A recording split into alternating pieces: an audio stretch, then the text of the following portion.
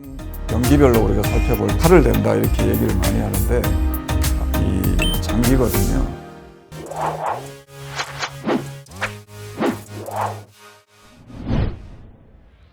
안녕하세요. 저는 방사선 치료 들어보셨죠? 저는 방사선 치료를 하는 방사선 종양학과 의사 양성자 치료센터라는 곳에서 일을 하고 있는 문성호라고 합니다. 반갑습니다.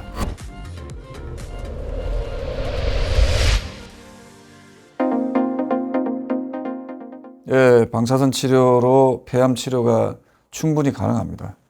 이 폐암 병기별로 우리가 살펴볼 때 1기, 2기, 3기, 4기가 있지 않습니까? 1, 2, 3기까지 우리가 이 완치 가능한 암이라고 보고 요즘은 폐암 4기라고 하더라도 여러 좋은 약제들이 많이 나와 있기 때문에 완치 혹은 굉장히 오래 사실 수 있는 그런 환자분들이 많은데요. 방사선 치료가 모든 기에서 다 역할을 하고 있습니다. 우리가 이제 표준적인 치료가 X선을 이용한 방사선 치료죠. 최근에는 이제 표준적인 X선 치료하면 이제 우리가 흔히 들어봤을 수도 있습니다. 세기 조절 방사선 치료, 영어로 하면 IMRT 이런 이제 치료가 있는데 그런 치료법, 표준 치료법하고 양성자 치료와의 차이는 뭐냐면 물리적인 특성이 좀 다르다는 거죠.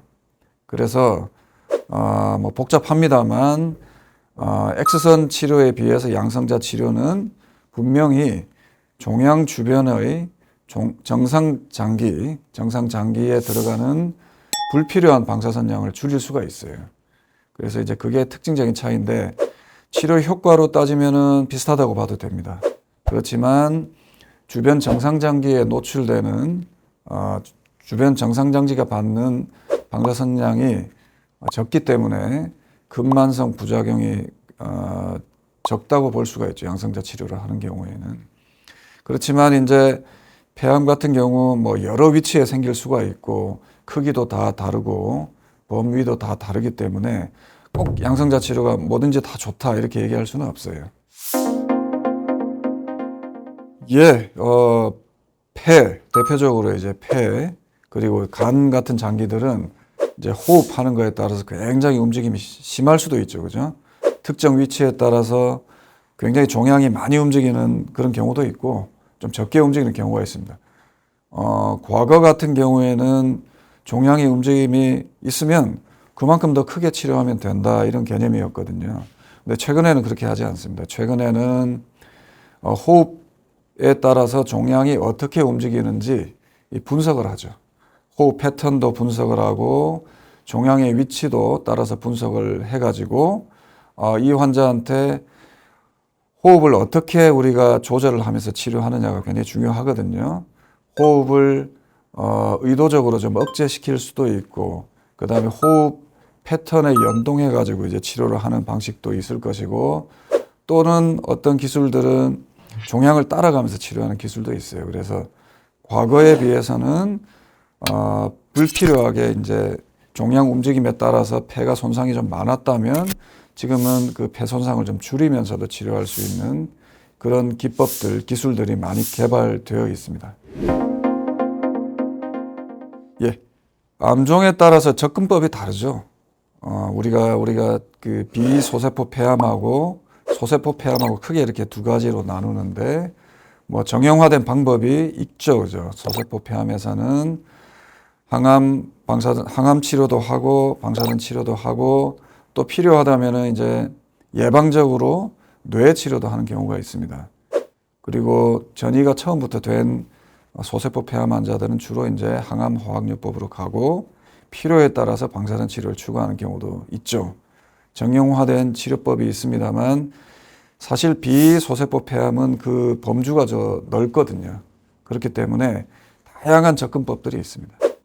다만 이제 우리가 흔히 암 치료의 이제 3대 치료법들, 수술, 항암 화학요법, 방사선 치료를 적재적소에 어떻게 조합하느냐가 중요한데 암종마다 다 다른 특징들이 있기 때문에 일률적으로 뭐 한 가지 방법으로 설명드릴 수는 없습니다. 예, 뭐 수술이라는 말이 들어가 가지고 우리가 좀 겁이 나죠. 수술은 이제 우리가 흔히 칼로 칼을 댄다 이렇게 얘기를 많이 하는데 방사선 수술이라는 거는 사실은 방사선 치료의 한 가지 방법이라고 보면 되겠습니다. 이제 특징적으로 크기가 크지 않고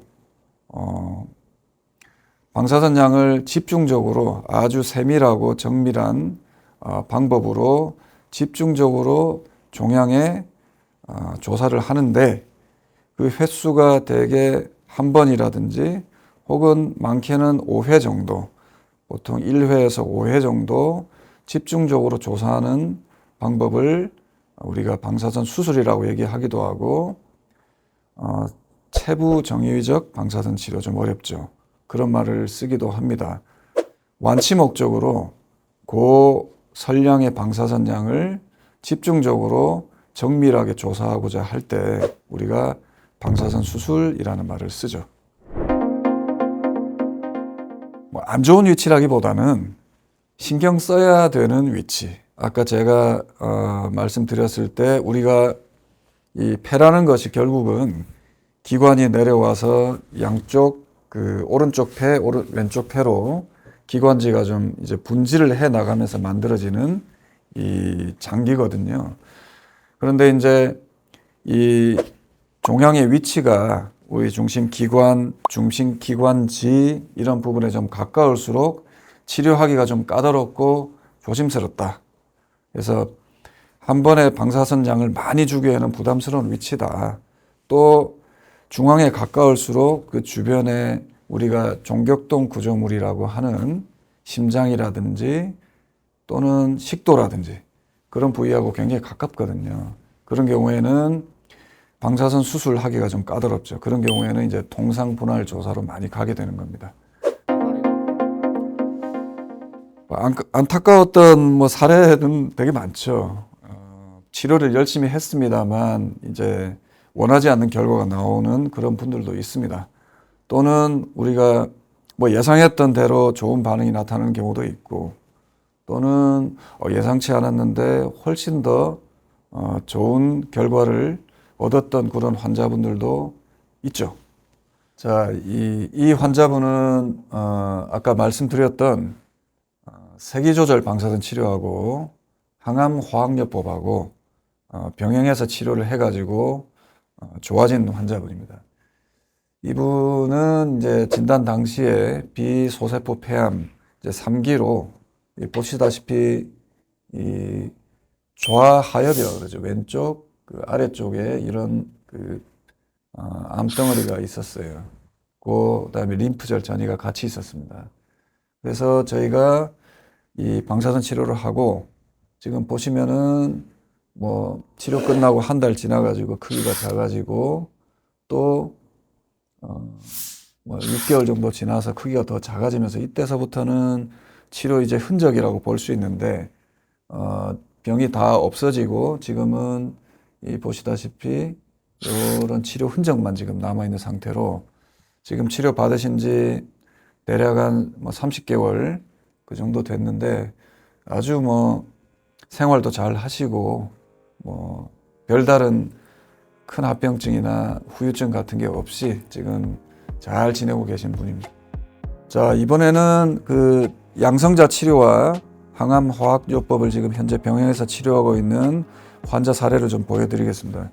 이 환자분도 이제 비소세포 폐암 3기 A 환자입니다.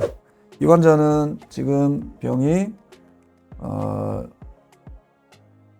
원발 종양이 우하엽이란 부위, 주로 이제 오른쪽 폐죠. 오른쪽 폐 아래쪽에 이렇게 위치하고 있고 주로 오른쪽에 림프절 전이가 같이 있는 환자분입니다. 이 환자분 같은 경우는 왜 양성자 치료를 우리가 선택을 했느냐? 여기 이제 양성자 치료 계획인데요. 이 종양하고 식도하고 좀 떨어져 있고 주변으로 이제 심장이 같이 둘러싸고 있어요. 그리고 상대적으로 폐는 주변 폐도 같이 위치하고 있기 때문에 이 경우에 이제 양성자 치료를 하게 되면 식도도 당연히 부담을 덜 주고 그러면서 이 심장에 들어가는 이 방사선 양을 굉장히 줄일 수 있는 거죠. 그리고 이제 폐에 들어가는 방사선도 줄일 수 있어서 이 환자분은 양성자 치료의 혜택을 좀 볼 수 있는 환자분이라고 판단을 한 겁니다. 자, 이 그림에서 보시는 것처럼 약간 붉은색 부분으로 되어 있는 부분이 이 방사선량 거의 100%를 받는 부위입니다. 이 100%를 받는데 바로 주변에 이제 심장이 위치하고 있는데 양성자가 딱 들어가다가 멈추는 것을 보실 수가 있죠. 그래서 이 종양의 그 후면이라고, 이쪽에서 방사선이 들어간다면 종양의 후면 그 넘어서부터는 방사선이 거의 안 가는 걸 볼 수가 있어요. 이게 양성자 치료의 특징이라고 할 수가 있습니다. 자, 여기까지가 제가 준비한 여러분께 드리는 말씀이고요. 영상을 보시고도 아마 궁금증이 많이 있으실 걸로 생각이 됩니다. 댓글에다가 질문들을 남겨주시면 제가 틈나는 대로 확인을 하고 답변을 성심성의껏 드리도록 하겠습니다.